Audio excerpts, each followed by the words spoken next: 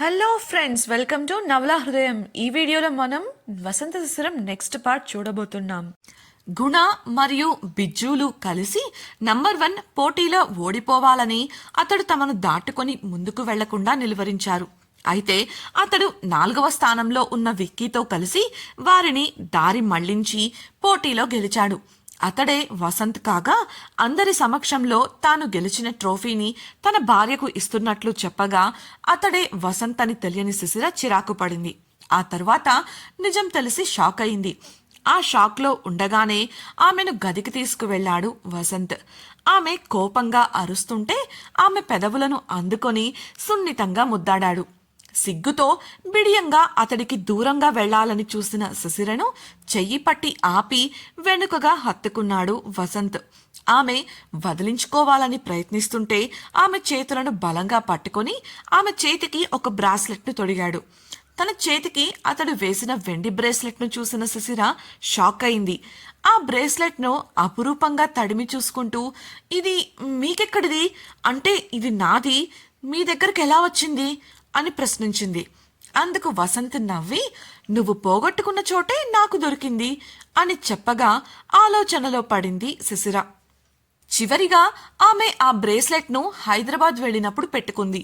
అది ఎప్పుడు ఎక్కడ పడిపోయిందో కూడా ఆమెకు తెలియదు. ఇక దొరకనట్లే అని ఆశలు కూడా వదిలేసింది. అలాంటిది ఇప్పుడు వసంత్ దానిని తీసుకువచ్చి ఇవ్వడం ఆశ్చర్యాన్ని కలిగించింది. అంతలోనే విషయం అర్థం చేసుకొని, అంటే మీకిది హైదరాబాద్ సమ్మిట్లో దొరికిందా అని అడగగా అతడు నవ్వి అవునన్నట్లు కళ్ళార్పాడు. కానీ ఇది నాదే అని మీకెలా తెలుసు? అయోమయంగా చూస్తూ అడిగింది శిశిర. వసంత్ విసుగ్గా ముఖం పెట్టి ఆమె తలపై చిన్నగా మొట్టికాయ వేస్తూ, క్వశ్చన్ బ్యాంక్, ఎప్పుడు చూడ ప్రశ్నలు అడుగుతూనే ఉంటావు. కాసేపు నీ నోటికి తాళం వేస్తే నేను మాట్లాడతాను అన్నాడు. శిశిర మౌనంగా అతడు ఏం చెప్తాడా అని చూస్తూ నిలబడగా, నా గుర్తింపును దాచేస్తూనే నాకు పెళ్ళయిందని అందరి ముందు ఎందుకు చెప్పాను అని నీ డౌట్ కదా అని అడిగాడు వసంత్. శిశిర అవునని తల ఊపగా, అందుకు కూడా కారణముంది. అది నీకు నేను చెప్పడం కన్నా నువ్వు నేరుగా తెలుసుకుంటేనే బావుంటుంది. ఇప్పుడు నువ్వు నాతో పాటు వస్తున్నావు. అక్కడికి వెళ్తే అన్నీ నీకు అర్థమవుతాయి అని వివరించాడు. కానీ ఎక్కడికి? ఉత్సాహం ఆపుకోలేక అడిగిన శిశిరను, అంత ఆత్రంగా ఉందా నీకు? కాసేపు సహనంగా ఉండలేవా విసుక్కున్నాడు వసంత్. శిశిర సారీ అంటూ నిలబడగా, ఇకపోతే రేస్ గురించి. ఇది నాకు నా వ్యాపార జీవితంలోని తొలి అడుగులు పడుతున్న సమయంలో చాలా సహాయం చేసింది. ఇంకా చెప్పాలంటే ఈ రేస్ లేకుంటే నేను ఈరోజు ఈ స్థానంలో ఉండగలిగే వాడిని కూడా కాదు. సింపుల్గా చెప్పాలంటే హెల్పింగ్ హ్యాండ్.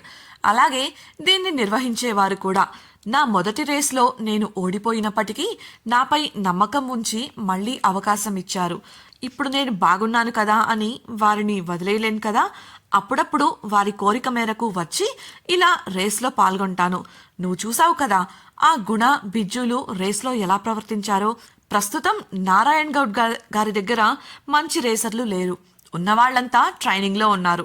అదే అవకాశంగా తీసుకొని ఆయన బిజినెస్ని గుణ టేక్ ఓవర్ చేయాలి అనుకుంటున్నాడు. అందుకే వచ్చాను అని తాను రేస్లో పాల్గొనటానికి కారణాన్ని వివరించాడు వసంత్. దాంతో విషయం అర్థమైన శిశిర, సరే అయితే నేను ఈ విషయంలో ఇంకేం చెప్పను. కానీ భవిష్యత్తులో మీరు ఇలా మళ్ళీ రేస్లో పాల్గొంటే మాత్రం జాగ్రత్తగా ఉండండి. ముఖ్యంగా రేస్కి ముందు మీ బండిని 1కి 4 సార్లు చెక్ చేసుకోండి. నా ఉద్దేశం ఆ రబ్బర్ టైర్కి చుట్టుకుపోయింది కదా, అలాంటి వాటి గురించి అంది. వసంత్ నవ్వి, అలాగే శ్రీమతి గారు, ఇక వెళ్దామా అని చిలిపిగా నవ్వుతూ అనగా అతనిని అనుసరించింది శిశిర. వారు హాల్లోకి వచ్చేసరికి కిషోర్ మరియు ఇంకొక వ్యక్తి అక్కడ ఎదురు చూస్తూ కనిపించారు. వసంత్ కనబడటమే కిషోర్ ఉత్సాహంగా వెళ్ళి అతన్ని హత్తుకుంటూ, మళ్ళీ నువ్వు చేసి చూపించావురా, నాకు చాలా సంతోషంగా ఉంది అని ఆనందంగా అన్నాడు. వసంత్ నవ్వి ఊరుకోగా విక్కీ కూడా వసంత్కి గెలిచినందుకు అలాగే పెళ్లికి శుభాకాంక్షలు తెలియచేశాడు. వసంత్ శిశిరకు విక్కీని చూపిస్తూ, శిశిర వీడు వేడు, ప్రస్తుతం నారాయణ్ గౌడ్ గారి కోసం ట్రైన్ అవుతున్నాడు, చెప్పాను కదా అని పరిచయం చేశాడు. విక్కీ తన మాస్క్ తీసి శిశిరను పలకరించగా శిశిర కూడా పలకరింపుగా నవ్వింది. ఇప్పుడు విక్కీని చూస్తున్న శిశిరకు అతడి శరీరాకృతి ఏమాత్రం వసంతలా తోచలేదు. అతడు అంతకు ముందు వేసుకున్న రేసింగ్ దుస్తుల కారణంగానే అతడు వసంతలా కనిపించి తాను పొరపాటు పడ్డానని ఆమె అర్థం చేసుకుంది. అలాగే వసంత్ కూడా వేసుకున్న డ్రెస్ వల్ల అతని శరీరం కాస్త లావుగా కనిపించి ఆమె అతన్ని గుర్తుపట్టలేకపోయింది. శిశిర ఇలా ఆలోచిస్తుండగా విక్కీ, అదేనండి వేణు, వసంత్ శిశిరలు అడవిలో తప్పిపోయినప్పుడు కిషోర్ వాళ్లకు సాయం చేసిన వ్యక్తి. అన్నా, నారాయణ గారు మన కోసం ఎదురు చూస్తూ ఉన్నారు. గుణ వాడి మనుషులు కూడా ఉన్నారు అని చెప్పగా వసంత్ ముఖం సీరియస్గా మారిపోయింది. మాస్క్ పెట్టుకుంటూ పదండి వెళదాం అని ముందుకు కదలగా అతనిని అనుసరించారు మిగతావారు. అదే బిల్డింగ్లోని మొదటి అంతస్తులో ఒక పెద్ద ఆఫీస్ రూమ్ ఉంది. అందులో కొంతమంది మనుషులు ఉన్నారు, కానీ అక్కడి వాతావరణం వల్ల నిశ్శబ్దంగా ఉంది. గుణ మరియు అతని మనుషులు ఓవైపు కోపంగానూ అసహనంగానూ కదులుతూ కూర్చోగా మరోవైపు నారాయణ్ గౌడ్ మరియు ఇతర రేస్ నిర్వాహక కమిటీ సభ్యులు కూర్చున్నారు. అదే గదిలో ఒక చివరన ఉన్న సోఫాలో కూర్చొని వారి వంక చూస్తూ ఉంది ఒక అమ్మాయి. ఆమెనే శిశిరను చూసి కోపగించుకున్న యువతి. ఆమె ముఖం ఇప్పుడు కూడా చిరాకుగానే ఉండగా ఆమెను ప్రశాంతంగా ఉండమన్నట్లు సైగ చేసింది ఆమె పక్కనే ఉన్న పని మనిషి. అక్కడి నిశ్శబ్దాన్ని ఛేదిస్తూ కమిటీ సభ్యులు ఒకరు మాట్లాడుతూ, ఇవాళ మీరు చేసింది అస్సలేమీ బాగోలేదు గుణ, మీ పరిమితులకు మించి హద్దులు మీరారు అని అనగా బిజ్జు లేచి, మరి వాడు చేసిందేంటి, అదే కదా, మమ్మల్ని మాత్రమే ఎందుకు నిందిస్తున్నారు అని ఆవేశంగా అడిగాడు. అసలు మీరు ఏం మాట్లాడుతున్నారో మీకైనా అర్థమవుతుందా? ఇవాళ మీ ఓటమికి పూర్తి కారకులు మీరే అని ఇంకా ఏదో చెబుతున్నంతలో ఆ గది తలుపులు తెరుచుకున్నాయి. గది లోపలికి వచ్చిన నంబర్ 1ను చూడగానే నిర్వాహక కమిటీ సభ్యుల ముఖాలు వెలిగిపోగా గుణ మరియు అతడి మనుషుల ముఖాలు కోపంతో రగిలిపోతున్నాయి. వసంత్ మరియు మిగతా వారు వారి ఇరువురికి మధ్యలో ఉన్న సోఫాలో వెళ్లి కూర్చోగా నారాయణ గౌడ్ శిశిర వంక చూశాడు. వెంటనే, అముదా, అమ్మాయిని తీసుకొని మీరు లోపలికి వెళ్ళండి అని సోఫాలో కూర్చున్న యువతికి చెప్పాడు. అవును, ఆ యువతి నారాయణ్ గౌడ్ కూతురు అముద. తనకు ఇష్టం లేకపోయినప్పటికీ అందరి ముందు తండ్రికి గౌరవం ఇవ్వాలన్న కారణంతో ఆమె లేచి శిశిర దగ్గరకు నడిచింది. రండి వెళదాం అని ఆమె చెప్పగా వసంత్ వంక సంశయంగా చూసింది శిశిర. అతడు వెళ్లమన్నట్లు సైగ చేయడంతో అముదను అనుసరించింది. అముద ఆమెను ఆ గదికి ఆనుకుని ఉన్న మరో గదిలోకి తీసుకువెళ్లగా వారి వెంటే వెళ్లిన పని మనిషి శిశిరకు కూర్చోమని సోఫా చూపించింది. అముద మరో చోట కూర్చొని శిశిరను గుచ్చి గుచ్చి చూడటం మొదలుపెట్టింది. శిశిర అది గమనించినప్పటికీ బయట ఉన్న వసంత్ అన్నీ చూసుకుంటాడులే అన్న భరోసాతో మౌనంగా ఉండిపోయింది.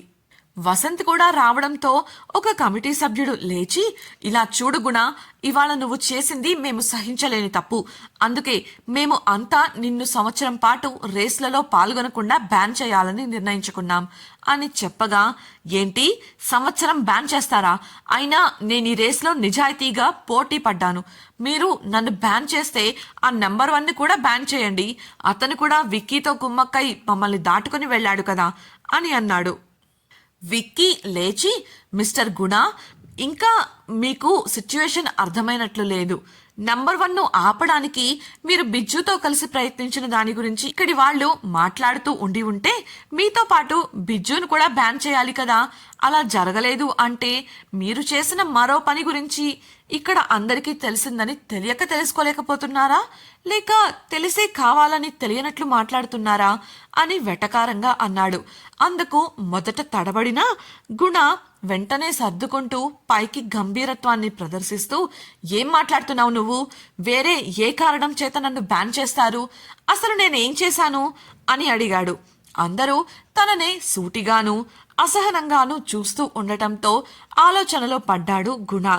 నారాయణ సైగ చేయగా అతడి అసిస్టెంటు ఒక చిన్న ప్లాస్టిక్ ట్రేను తీసుకువచ్చి గుణకు ఎదురుగా ఉన్న టీపాయ్పై పెట్టాడు.